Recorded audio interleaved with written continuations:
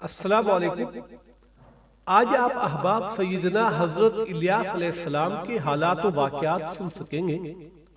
سیدنا حضرت الیاس علیہ السلام کون سے علاقے اور کون سے زمانے میں نبی بنا کر بھیجے گئے، اور اس وقت کون سا بادشاہ حکمرانی کر رہا تھا، اور اس وقت کی قوم کس چیز کی پوجا کرتی تھی، ان تمام باتوں کا تفصیل کے ساتھ ذکر کیا جائے گا۔ لیکن جن احباب نے ابھی ہمارے چینل انفو آف ہسٹری کو جوائن کیا اور سبسکرائب نہیں کیا، آپ اس کو سبسکرائب کر لیں اور ساتھ میں لگے بیل آئیکن کو کلک کر دیں تاکہ اس طرح کی انفارمیٹیو ویڈیو سب سے پہلے آپ کو ملتی رہے۔ سیدنا حضرت الیاس علیہ السلام اردن کے علاقے جل عاد میں پیدا ہوئے۔ آپ کا ذکر قرآن مجید میں بھی ہے۔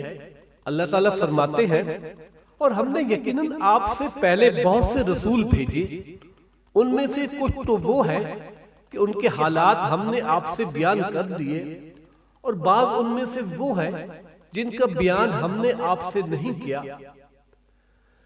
سیدنا حضرت الیاس علیہ السلام کے زمانے میں جس بادشاہ کی حکمرانی تھی اس کا نام اخی اب یا احب تھا۔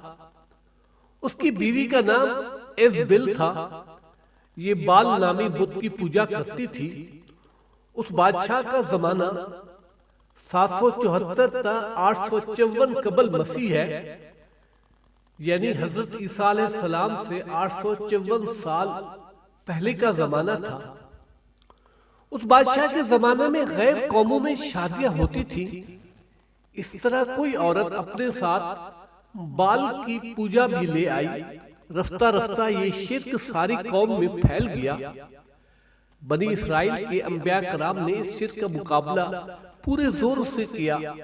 ان میں سے اہم نام حضرت الیاس علیہ السلام کا ہے۔ سیدنا حضرت الیاس علیہ السلام کا ذکر قرآن مجید میں 2 جگہ آیا ہے۔ آپ حضرت ہارون علیہ السلام کی اولاد میں سے ہیں۔ اللہ تعالیٰ نے آپ کو شام کے لوگوں کی اصلاح کے لیے بھیجا۔ آپ کی تبلیغ کا مرکز شام کا مشہور شہر بال بک تھا۔ بال ایک بت کا نام تھا، اسی بت کے نام پر شہر کا نام رکھا گیا۔ یہ قوم اس بت کی پوجا کرتی تھی۔ یہ بت بہت پرانا تھا۔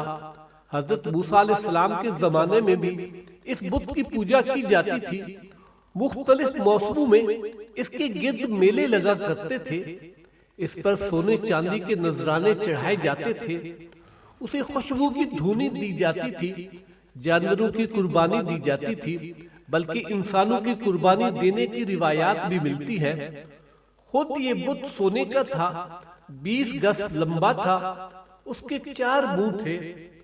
سیدنا حضرت الیاس علیہ السلام نے جب قوم کو یہ سب کرتے دیکھا تو اس سے فرمایا، کیا تم بال نامی بت کو پوجتے ہو اور اسے چھوڑتے ہو؟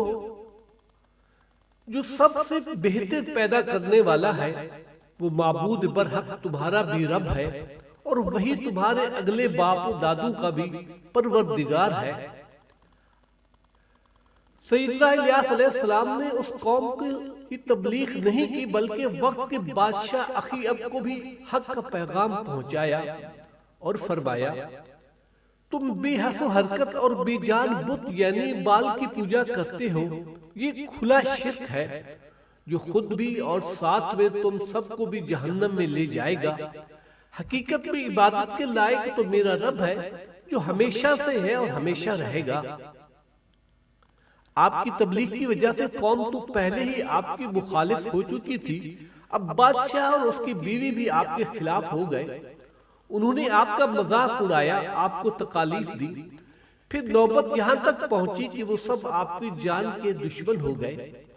آپ شہر چھوڑ کر ایک پہاڑ کے غار میں چلے گئے۔ وہ لوگ آپ کی تلاش میں نکل کھڑے ہوئے۔ اللہ تعالیٰ نے اپنے نبی کو ستانے اور جھٹلانے کی انہیں یہ سزا دی کہ انہیں قحط میں مبتلا کر دیا۔ 3 سال تک ایک بوند پانی نہ برسا۔ وہ لوگ بھوک اور پیاس سے مرنے لگے۔ اسی دوران سیدنا حضرت الیاس علیہ السلام غار سے نکل کر ان کی طرف آئے تو انہیں عذاب میں گرفتار دیکھا۔ آپ نے ان لوگوں سے کہا، یہ تمہارا بال کب کم آئے گا؟ اسی کہو بارش برسائے تاکہ تمہیں قحط کے عذاب سے نجات ملے۔ آپ کی بات سن کر ساری قوم بال کے سامنے ہاتھ جوڑ کر کھڑے ہو گئے، مگر وہ بے جان بت بارش کیسے برسا سکتا تھا؟ جب تھک گئے تو سیدنا حضرت الیاس علیہ السلام سے کہنے لگے، اے الیاس، تیرا خدا کون سا ہے؟ تو اس سے بارش کی دعا کر کے دکھا۔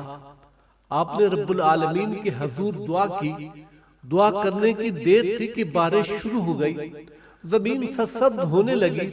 اس قوم نے یہ معجزہ اپنی آنکھوں سے دیکھا تھا، لیکن ایمان پھر بھی نہ لائی، الٹا حضرت الیاس علیہ السلام سے کہنے لگی، معاذ اللہ، یہ سب تیرا جادو ہے۔